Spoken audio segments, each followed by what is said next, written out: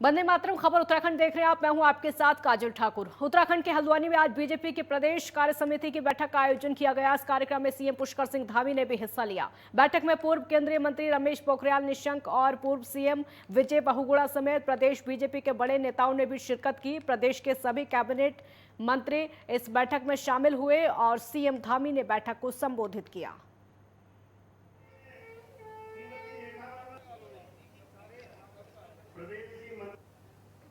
कामों से, जैसा हमने कोरोना महामारी के दौरान या कोई भी आपदा का समय आया हो, कोई विपत्ति का समय आया हो, कोई ऐसा समय आया हो जिसमें समाज के साथ खड़ा होना है, वहां पर सबसे पहले अगर कोई खड़ा हुआ है तो भारतीय जनता पार्टी का कार्यकर्ता खड़ा हुआ है। इसलिए किसी ने ठीक ही कहा है, संगठन ही व्यक्ति है, संगठन ही भक्ति है।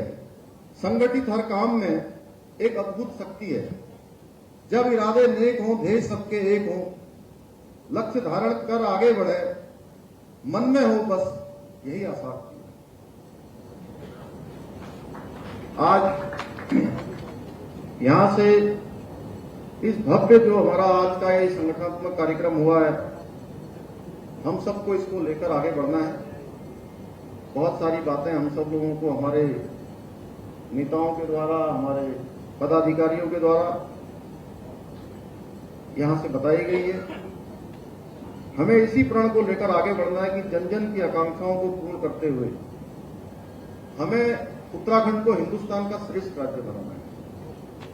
और हम लोगों ने संकल्प लिया है कि 2025 जब राज्य का हम स्थापना दिवस मना रहे होंगे, राज्य के निर्माण का रजत जयंती वर्ष मना रहे होंगे, उस समय हम हिंदुस्तान के श्रेष्ठ राज्यों में से, और उस दिशा में हम आगे बढ़ रहे हैं।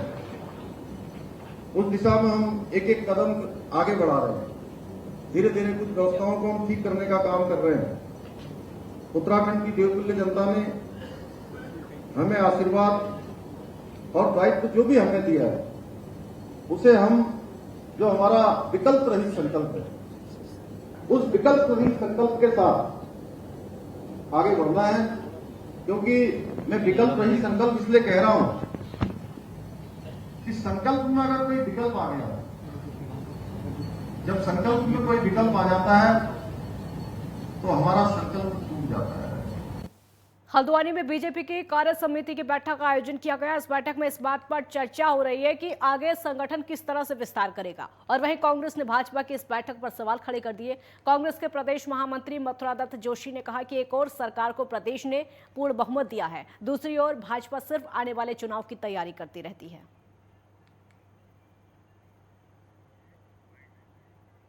देखिए, भारतीय जनता पार्टी को प्रदेश की जनता से कोई मतलब नहीं है। वो यही कहते हैं कि चुनाव जीतना है, चुनाव पर मंथन करेंगे, हार पर मंथन करेंगे। अरे आप, इतना बड़ा बहुमत मिलने के बाद आपको जनता ने प्रदेश का डेवलपमेंट करने के लिए, विकास करने के लिए भेजा है। आपको भेजा है रोजगार की व्यवस्था करने के लिए, आपको भेजा है पलायन रोकने के लिए, उसमें कोई कार्य योजना आप बढ़ाएं, और आपको भेजा है प्रदेश की अर्थव्यवस्था में सुधार करने के लिए, आप चुस्त दुरुस्त करें। आपको भेजा था 4 धाम यात्रा का सफल संचालन करने के लिए, जिसमें आप असफल रहे। उत्तराखंड में बढ़ते एडवेंचर टूरिज्म को देखते हुए जल्द ही पर्यटन विभाग महाभारत रेल शुरू करने जा रहा है, जिसमें ट्रैकिंग के शौकीन सैलानियों को महाभारत काल के पैदल रास्ते से घुमाने का काम किया जाएगा। जिन रास्तों पर महाभारत काल के समय पांडव गोत्र हत्या का पाप मिटाने के लिए गए थे। राज्य के पर्यटन मंत्री सतपाल महाराज ने कहा कि अभी तक पर्यटन विभाग की जिन नीतियों के चलते विसंगतियां उत्पन्न हुई थी, उन्हें दूर करने का काम किया जा रहा है। इस तरह की ट्रैकिंग से राज्य में पर्यटन को बढ़ावा तो मिलेगा ही, साथ ही स्थानीय लोगों को रोजगार के आयाम भी मिल जाएंगे। और पर्वतारोहण के लिए लोग काफ़ी रुचि दिखा रहे हैं, तो निश्चित रूप में इसको हम करेंगे और इसमें इसकी सारी जो विसंगतियां हैं वो दूर करेंगे और इसमें और प्रोत्साहन दिया जाएगा। आने वाले भविष्य में हम लोग चाहते हैं कि महाभारत ट्रेल को हम जो है एक लाएं, और जहां जहां अपने गोत्र हत्या से मुक्त होने के लिए पांडव जो है भगवान शंकर के दर्शन करने के लिए गए, केदारनाथ धाम में दर्शन करने के लिए गए, उसी मार्ग पे हम चाहेंगे कि हमारे यात्री भी चलें और पैदल चल करके पहुँचे। बड़ा सुरभ्य स्थान है और उसके रास्ते में अनेक मंदिर हैं। आगामी 14 जून से 20 जून तक उत्तराखंड विधानसभा का बजट सत्र चलेगा। वित्त मंत्री प्रेमचंद अग्रवाल ने इस पर कहा है कि बजट समावेशी हो और प्रदेश को विकास की दिशा में आगे बढ़ाया जाए, इस पर विशेष फोकस रखा गया है। वित्त मंत्री ने कहा कि गढ़वाल और कुमाऊं दोनों मंडलों में स्टेक होल्डर्स के साथ साथ बजट को लेकर बैठक की गई। इस चर्चा के दौरान उनके तमाम विचार भी लिए गए, जिसमें कि बजट में शामिल किया गया है। उन्होंने कहा कि इस बजट में प्रदेश का विकास कैसे हो, पलायन को कैसे रोका जाए, रोजगार को कैसे बढ़ावा दिया जाए, इसके साथ साथ भी कई पहलुओं को लेकर चर्चा की गई, जिससे कि सीधे आम जनता को लाभ मिल सके। देखिए, मुझे ऐसा लगता है कि बजट इस बार हम लोग कोशिश कर रहे हैं कि हमारा संतुलित बजट हो, जनता के लिए बजट हो। आप जानते हैं कि पहली बार हमने प्रयास किया है कि जितने भी स्टेक होल्डर्स हैं प्रदेश के, हमने गढ़वाल के अंदर भी और कुमाऊं के अंदर भी, यानी गढ़वाल के अंदर देहरादून में और कुमाऊं के अंदर नैनीताल में, उन लोगों से लगभग 6 घंटा दोनों जगह पे बैठ के हमने बातचीत की है। और अच्छा ये रहा कि इसमें माननीय मुख्यमंत्री जी स्वयं उसमें मौजूद थे। सभी के सुझाव उसमें लिए गए। उन सुझावों को भी हम अपने बजट में शामिल करने वाले हैं। शहरी विकास मंत्री प्रेमचंद अग्रवाल ने विभागीय समीक्षा बैठक के दौरान हिदायत दी है कि अगर शहरी क्षेत्रों में दवा छिड़काव के बावजूद डेंगू बीमारी फैली तो उसके लिए संबंधित निकाय के अधिकारी जिम्मेदार होंगे। उन्होंने नगर निगम के नगर आयुक्त और नगर पालिका और नगर पंचायतों के अधिशासी अधिकारियों को निर्देशित किया है कि डेंगू से बचाव के मुद्दे पर नजर बनाए रखें, छिड़काव की व्यवस्था सुनिश्चित करें। डेंगू फैलाने वाले मच्छरों का लार्वा नष्ट करने के लिए जून महीना सही समय है। इसके लिए घर घर टीमें भेजी जाए, जिससे कि उन्होंने कहा अगर इस पर ध्यान नहीं दिया गया तो स्थिति नियंत्रण से बाहर होते हुए देर नहीं लगेगी। उसके छिड़काव के लिए दवा इफेक्टिव हो, दवा का मानक जो है उसको पूरी तरह से उसका ये लोग हम लोग जो भी हमारे संबंधित निकाय हैं उसका जो मापदंड है उसको पूरा करें और छिड़काव प्रॉपर करें और जन जागरूकता अभियान उसका अभी से चलाएं। क्योंकि मोटे तौर पे क्या होता है, जब मानसून आता है और इसमें साफ पानी पे ये पनपता है, और यदि हम साफ पानी जमा नहीं होने देंगे, उसके लिए जन जागरूकता अभियान चलाएंगे, तो मुझे लगता है इस पर भी हम जो चुनौती है उसको हम जो हमारे सामने आएगा उसको हम पार पाएंगे।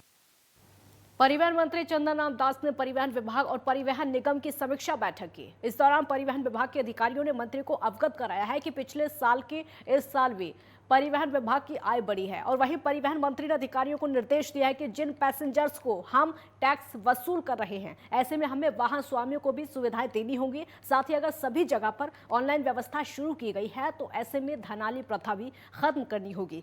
साथ ही 4 धाम रूटों पर हो रही बस दुर्घटनाओं की पुनरावृत्ति न होने को लेकर अधिकारियों से सुझाव लिए गए। अलग अलग समय पर मैंने आज समीक्षा बैठक की है और परिवहन विभाग ने मुझे जो अपनी समीक्षा बैठक में अवगत कराया कि हमारे परिवहन की जो आय है वो पिछले वर्षों से बढ़ी हुई है। मैंने ये निर्देश दिए हैं कि आय बढ़ना सुखद विषय है, परंतु जिनसे हम टैक्सेज ले रहे हैं, जिनसे हम कई प्रकार के जो हम चाहे गाड़ी का हम किसी प्रकार का रजिस्ट्रेशन का पैसा लेते हैं, सेस का पैसा लेते हैं, उपकर लेते हैं, कई प्रकार के हम टैक्सेस लेते हैं। कृषि एवं सैनिक कल्याण मंत्री गणेश जोशी एक कार्यक्रम में शामिल होने मसूरी पहुंचे। इस दौरान उन्होंने कहा कि कृषि विभाग में कई बदलाव किए गए हैं, जिससे कि कृषि किसानों को इसका लाभ मिल सके। उन्होंने प्रधानमंत्री, कृषि मंत्री और प्रदेश के मुख्यमंत्री का आभार व्यक्त करते हुए कहा कि सरकार की तरफ से किसानों की आय दोगुनी करने के लिए काम कर रहे हैं, जिससे कि किसानों को आर्थिक रूप से मजबूत किया जाए। उन्होंने कहा कि केंद्र सरकार की तरफ से किसान सम्मान निधि के जरिए किसानों को लाभ दिया जा रहा है। जैसे कि आजकल सारे के सारे जितने भी देखा है, जहां किसान सम्मान निधि के माध्यम से हमने किसानों को मजबूत करने का काम किया है, वहीं प्रदेश के मुख्यमंत्री मैं पुष्कर सिंह धामी जी का आभार व्यक्त करता हूं। 2000 रुपया किसी के लिए किसान प्रोत्साहन राशि उसको हमने अपने राज्यपाल के भाषण में उसको हमने शामिल किया है। उसके लिए धन की व्यवस्था इस बजट में हम कर रहे हैं और शीघ्र ही किसान सम्मान निधि की भांति किसान प्रोत्साहन राशि यहाँ के किसानों को मिलेगी, जो इनकी आय की दोगुनी करने में एक सार्थक कदम होगा। अल्मोड़ा पहुंचे सांसद अजय टम्टा ने लोगों से मुलाकात की और उनकी समस्याओं को सुना। इस दौरान सांसद ने कहा कि प्रधानमंत्री सड़क योजना के तहत संसदीय क्षेत्र में 5000 किलोमीटर सड़कों का निर्माण किया है। वहीं ऑल वेदर रोड के तहत टनकपुर लिपुलेक तक सड़क का निर्माण किया गया। इसके साथ ही रेलवे कनेक्टिविटी से जोड़ा गया है और टनकपुर, बागेश्वर, रामनगर, चौकुटिया से गैरसैंण रेलवे लाइन के सर्वे का काम चल रहा है। इसके अलावा केंद्रीय पोषित योजना का जो लाभ है वो जनता को मिल रहा है और मेडिकल कॉलेज के क्षेत्र में अल्मोड़ा मेडिकल कॉलेज शुरू हो गया है। पिथौरागढ़, चंपावत में मेडिकल कॉलेज बनाने की प्रक्रिया जारी है। माला के माध्यम, ऑल वेदर के माध्यम से हमने टनकपुर से लेकर के पिथौरागढ़ होते हुए लिपुलेक, कैलाश मानसरोवर तक रोड बनाई है। मेरा लोकसभा क्षेत्र रेलवे कनेक्टिंग नहीं था, हमने भोजीपुरा, टनकपुर और पीलीभीत को जोड़ने का काम किया, तो टनकपुर से हमारी 6 ट्रेनें चल रही हैं। सर्वे के काम हमारे टनकपुर, बागेश्वर के और रामनगर, चौकुटिया, गैरसैंण के इन कामों में भी हमारी सर्वेक्षण का काम चल रहा है। हमने भारत सरकार के माध्यम से प्रत्येक ग्राम पंचायत को मनरेगा के माध्यम से 15वें वित्त के माध्यम से भारत सरकार सीधे पैसे उनके खातों में आहरण कराती है। आपने बोला कि मेरे वहाँ पर हमने मेडिकल कॉलेज अल्मोड़ा का शुरू किया है। हमारे चंपावत और बागेश्वर के मेडिकल कॉलेज की हम ज़मीन ढूंढ रहे हैं। पिथौरागढ़ के मेडिकल कॉलेज के लिए हमने 500 करोड़ रुपये दे दिया है। हमने पानी को शहरों में पहुँचाने के लिए, चाहे अल्मोड़ा की पेयजल योजना है, चाहे पिथौरागढ़ की आंवला घाट की पेयजल योजना है, जो बड़े शहर हैं, उन सभी बड़े शहरों को भी हमने पेयजल प्रोवाइड करने के लिए बड़े अभियान चलाया और उसमें हमने पैसा भारत सरकार के माध्यम से दिया। अमृत सरोवर परियोजना को धरातल पर उतारने के लिए जिला प्रशासन ने कवायद तेज कर दी है। अल्मोड़ा पहुंचे संयुक्त सचिव भारत सरकार और अमृत सरोवर परियोजना के नोडल अधिकारी उपेंद्र कुमार जोशी बीते 3 दिनों से जिला प्रशासन के कार्यों की समीक्षा कर रहे हैं। कार्यों की समीक्षा के बाद आज उन्होंने प्रेस वार्ता की। जिला प्रशासन द्वारा परियोजना में अब तक किए गए कार्यों पर संतुष्टि जताते हुए संयुक्त सचिव उपेंद्र कुमार जोशी ने कहा कि जिले में अमृत सरोवर के लिए 79 साइट चिन्हित की गई हैं। उन्होंने खुद 6 साइट में विजिट किया और कहा कि कार्यों में गुणवत्ता का विशेष रूप से ध्यान दिया जाए, इसके लिए अधिकारियों को निर्देशित किया गया है। और वहीं कहा कि पेयजल की समस्या से निपटने के लिए जिला प्रशासन द्वारा पहले से कई प्लान तैयार किए जा रहे हैं, जिनको पूरा होने पर पेयजल की समस्या से काफी हद तक राहत मिलेगी। मुझे बड़ी खुशी है आप लोगों को बताते हुए कि मैंने जो पिछले 2 दिन में ऑब्जर्व किया, इसमें अल्मोड़ा जनपद में काफ़ी अच्छा कार्य अभी तक किया गया है। इन्होंने करीब 110 साइट पहले आइडेंटिफाई की थी, उसको इन्होंने इंटरनली रिव्यू करने के बाद 79 लोकेशंस को फाइनली आइडेंटिफाई किया है, जहां पर कि अमृत सरोवर का निर्माण कार्य 1 साल के अंदर और उसके पहले ही पूरा कर लिया जाएगा। एक ब्रेक यहाँ पर रुकेंगे, जल्द लौटेंगे।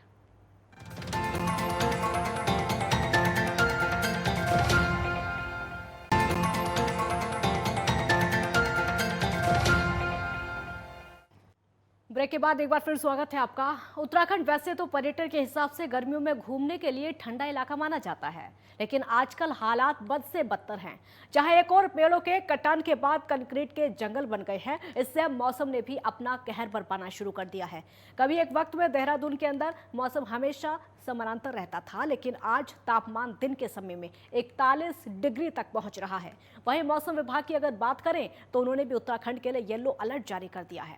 साथ ही बताया है कि अभी हीट वेव से लोगों को राहत नहीं मिलेगी। इस पर सीएमएस केसी पंत ने बताया है कि वैसे तो और राज्यों के मुकाबले उत्तराखंड में अभी इतनी गर्मी नहीं है, लेकिन जिस तरह गर्मी पड़ रही है और बाहर से टूरिस्ट भी आ रहे हैं, उनको एहतियात बरतना चाहिए। पानी का सेवन सबसे ज़्यादा करना चाहिए और खाना पीना भी ताज़ा खाना चाहिए। वहीं दूसरी ओर उन्होंने ये भी कहा कि अगर आप घूमने निकल रहे हैं तो कोशिश करिए कि शाम को 5 बजे के बाद घर से निकलें और पूरे बदन को ढककर निकलें। वहीं दूसरी ओर उन्होंने कहा कि अभी तक अस्पताल में हीट स्ट्रोक के कोई मरीज भी सामने नहीं आए हैं।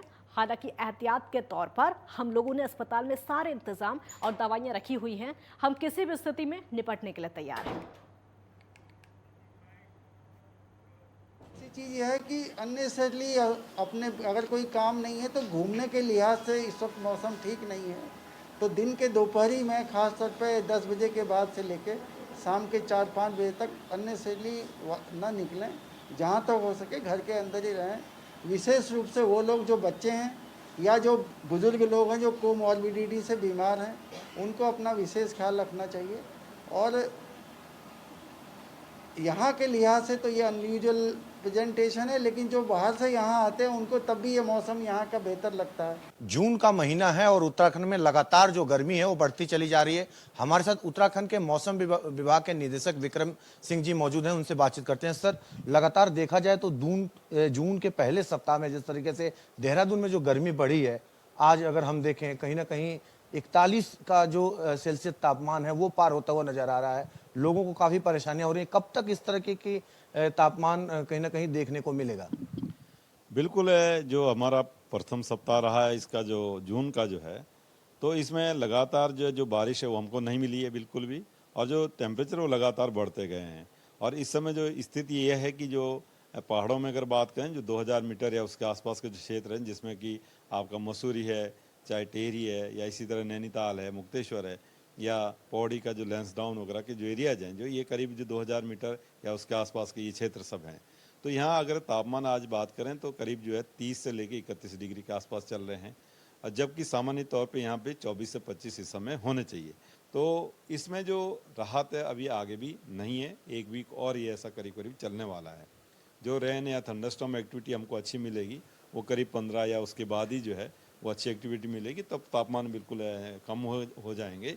लेकिन उससे पहले जो है जो तापमान में बहुत कुछ चेंजेज होने वाले नहीं है, करीब करीब ऐसे ही चलने वाले अभी करीब 6 से 7 दिन अगर मैं बात करूं तो। अप्रैल से ही देखा गया था गर्मी लगातार बढ़ती चली गई थी। हालांकि मई के महीने में बारिश कुछ दिखी थी, लेकिन जून में जिस तरीके से गर्मी हो रही है, कहा जा रहा है कई सालों का रिकॉर्ड भी टूट रहा है। वजह क्या है कि इतनी ज़्यादा जो गर्मी है वो देहरादून में देखने को मिल रही है? देखिए, रिकॉर्ड टूटने की जहाँ तक बात है, जो हमारे लॉन्ग पीरियड जहाँ के हमारे पास डेटा अवेलेबल है, तो उसमें ऐसा कोई रिकॉर्ड नहीं टूटा है। तो रिकॉर्ड की अगर बात करें तो देहरादून का भी 43.9 तक का है और 1902 का है वो, तो बहुत पहले का, तो रिकॉर्ड तो नहीं टूटा है। इसी तरह आपके यूएस नगर है, चाहे मुक्तेश्वर है, जो भी हमारे पास डेटा अवेलेबल है, तो अभी तक रिकॉर्ड्स तो नहीं टूटे हैं। लेकिन जो लगातार इस तरह से हायर साइड पे टेम्परेचर बने रहना लंबे पीरियड के लिए, ये कहीं ना कहीं जरूर नया हो सकता है, तो ये चीज़ थोड़ा देखने का रहेगा। लगातार तपिश बढ़ने की वजह से लोगों को आने जाने में दिक्कतें हो रही हैं, कहीं ना कहीं जनजीवन जो है वो प्रभावित हो रहा है। अगर देखा जाए तो मानसून कब तक दस्तक देगा, सबको इंतजार है कि मानसून दस्तक दे और इस गर्मी से कहीं ना कहीं लोगों को राहत मिले। तो कब तक मानसून दस्तक दे रहा है? देखिए, हमारा 20 के आसपास जो है जो नॉर्मल डेट है वो है, और ऐसी कोई डेट नहीं अभी फोरकास्ट की गई कि इस दिन जो मानसून उत्तराखंड में पहुंचेगा। लेकिन जैसे मैंने आपको बोला है कि 15 से जो है आगे आप देखेंगे जो रेन थंडरस्टॉर्म एक्टिविटी अच्छी मिलनी शुरू हो जाएगी, और तापमान बिल्कुल नॉर्मल या उससे भी नीचे आने फिर शुरू हो जाएंगे, तो 15-16 से तो स्थिति बदलेगी। लेकिन ऑनसेट का जहाँ तक है तो उसमें सभी पैरामीटर्स को देखा जाता है कि विंड फ्लो पैटर्न है या रेनफॉल एक्टिविटी है, इसके अलावा जो है और कौन से एरिया जो उससे पहले जो कवर होने वो कवर हो गए कि नहीं हो गए, तो वो सब चीज़ें काउंट करके उसके बाद वो डिक्लेयर किया जाता कि हाँ कौन से एरिया में जो है ये पहुंच गया है या नहीं पहुंचा है, तो वो चीज़ अभी समय है उसमें। यानी कि कुल मिला के देखा जाए तो अगले एक सप्ताह तक गर्मी का जो असर है वो देहरादून समेत प्रदेश के सभी जिलों में देखने को मिलेगा।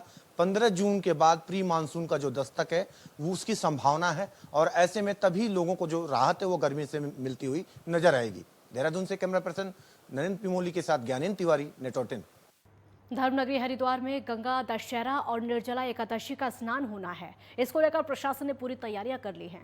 आज हरिशिकुल आयुर्वेदिक कॉलेज के सभागार में पुलिस बल के साथ ब्रीफिंग की गई, जिसमें कि आने वाले गंगा दशहरा और निर्जला एकादशी के स्नान के लिए यातायात और भीड़ नियंत्रित करने को लेकर अधिकारी और एसएसपी ने जिला पुलिसकर्मियों को स्नान को लेकर ब्रीफ किया। और वहीं पूरे मेला क्षेत्र को 4 सुपर जोन, 16 जोन, 37 सेक्टर्स में बांटा गया। जिला प्रशासन द्वारा यह आशंका जताई जा रही है कि स्नान और वीकेंड होने के चलते भारी संख्या में यात्री हरिद्वार में हर की पैड़ी पर गंगा स्नान करेंगे। जिलाधिकारी विनय शंकर पांडे ने बताया कि श्रद्धालुओं के लिए मौलिक आवश्यकताएं दुरुस्त कर ली गई हैं और मेले को सकुशल संपन्न कराया जाएगा। वहीं एसएसपी डॉक्टर योगेंद्र सिंह रावत ने कहा कि यातायात व्यवस्था को मजबूत बनाने के लिए जिला ट्रैफिक प्लान बनाया गया है। साथ ही उन्होंने बताया कि कुछ आतंकी संगठनों द्वारा धमकी दिए जाने के बाद पुलिस को अलर्ट मोड पर रखा गया है, जो उस समय तलाशी अभियान चलाती रहेगी।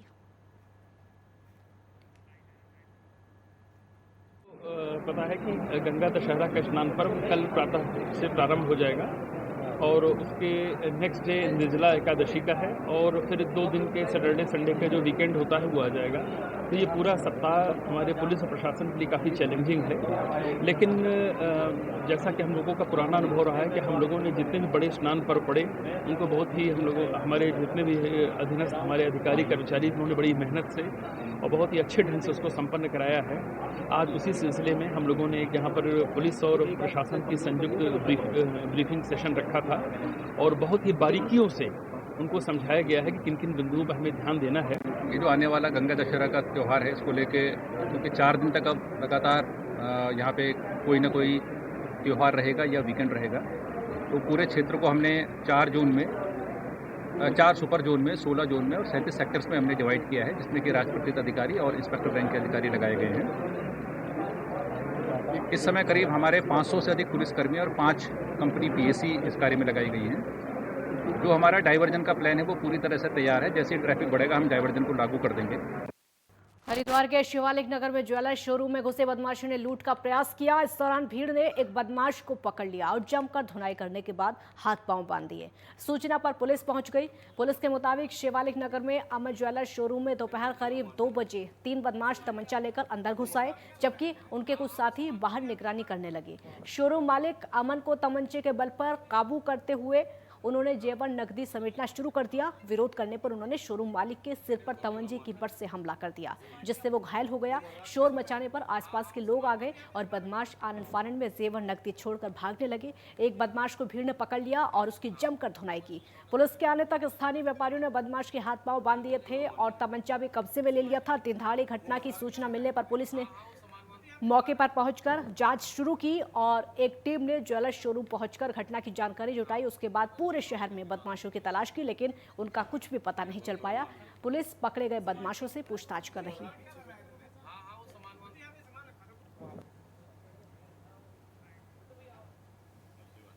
कुछ लोग आए थे तो दुकान पे सीधे साधे बैठे थे। 2 मोटरसाइकिल पे 6 जने थे, तीन जने बैठे हुए थे गाड़ी पे।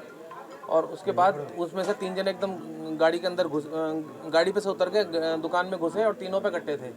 तीनों ने ताने हमारे पर कहने लगे सामान भरो। मैंने उनको मुंह को देखा, मैंने कहा क्या हो रहा, तो मैं उनकी तरफ को देखने लगा। उन्होंने मेरे 1-2 मुक्के उक्का मारा और उसके बाद उन्होंने पिस्टल वो कट्टे तान रखे थे मेरे पे। तो मैं थोड़ा सा आने सी कर रहा था, सोच रहा था कि भाई मैं क्या करूँ। तो इतनी देर में एक ने मेरे सिर में जो है बट मारी उसकी कट्टे की। और उसके बाद जो है बस मैं भरता मैंने सोचा थे तो सब हमारा सारा सामान ले ही जाएंगे। मैंने जो है उसका बस एकदम से जो है उस पर अटैक कर दिया। देखिए, इस बार जो घटना हुई है उसमें जो व्यापारी हैं उन्होंने साहस का परिचय दिया। उनको चोट भी आई, उसके बावजूद भी एक बदमाश को पकड़ लिया है और उससे हम लोग पूछताछ कर रहे हैं। जल्दी बाकी भी बदमाश हैं उनको पकड़ा जाएगा और इसका खुलासा करेंगे। खबर उत्तराखंड में फिलहाल इतना ही। आप देखते रहिए नेटवर्क 10। जय हिंद।